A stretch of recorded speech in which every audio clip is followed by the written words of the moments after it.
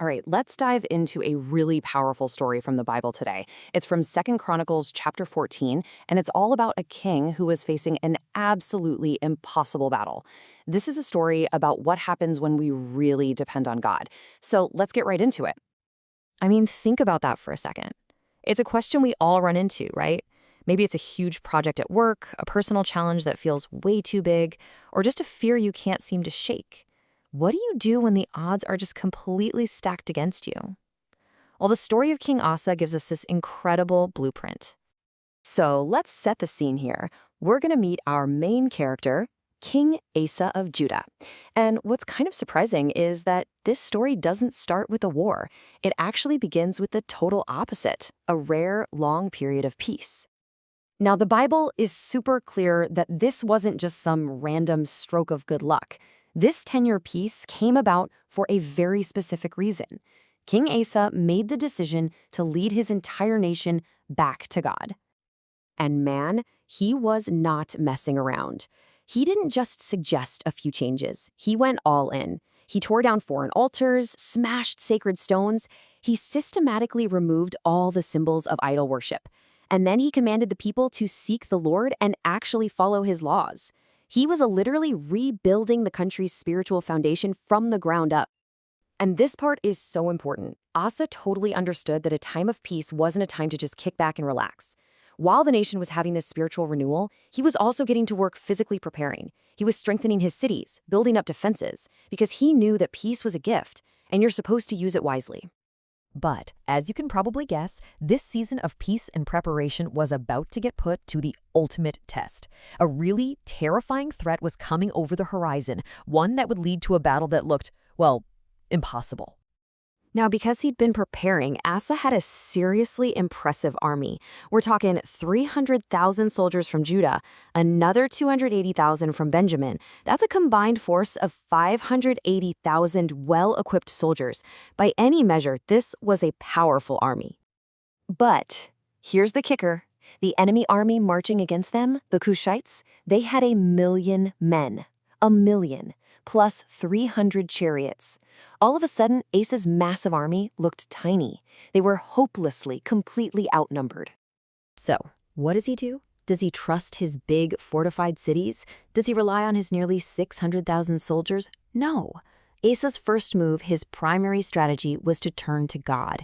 And this brings us right to the peak of the story, a prayer of just total dependence. Just listen to these words from 2 Chronicles 14:11. Asa doesn't ask for more strength or for a clever plan. He just flat out admits he's powerless against this enemy. He says, "We rely on you," and basically puts the entire outcome of the battle and God's own reputation squarely in his hands.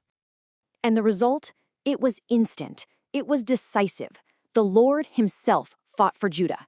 That huge Cushite army wasn't just defeated. The Bible says they were crushed. So completely crushed, they couldn't even recover. The victory was total, it was miraculous, and it belonged 100% to God. So, what can we take away from this incredible story? Well, there are two really crucial lessons here. And the first one is all about what we do before the crisis even shows up. It's the lesson to prepare in peace. You know, it's pretty easy to call out to God when our world is falling apart, isn't it? But Asa shows us the wisdom of walking closely with God when things are calm. That spiritual foundation you build during the good times, that's what's going to hold you steady when the storm finally hits.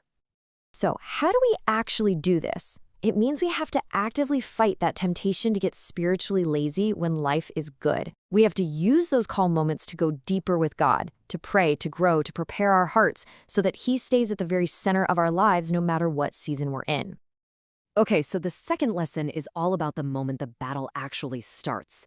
It's about how to rely on God in the middle of a crisis. This is really the heart of the whole story. When we're facing something that just feels way, way too big for us, the wisest, most powerful thing we can do is admit it and invite God to fight for us. Depending on God isn't a sign of weakness, it's the ultimate source of strength. So practically speaking, what does this look like?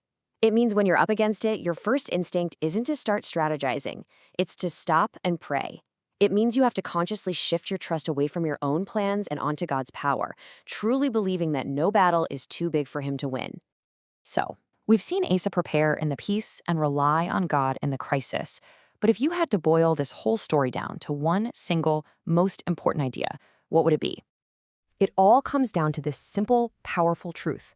In every season of life, in peace and in battle, the call is the exact same. Depend on God. Why? Because He never, ever fails. And we can just end with this simple prayer. It's really a challenge for all of us, isn't it?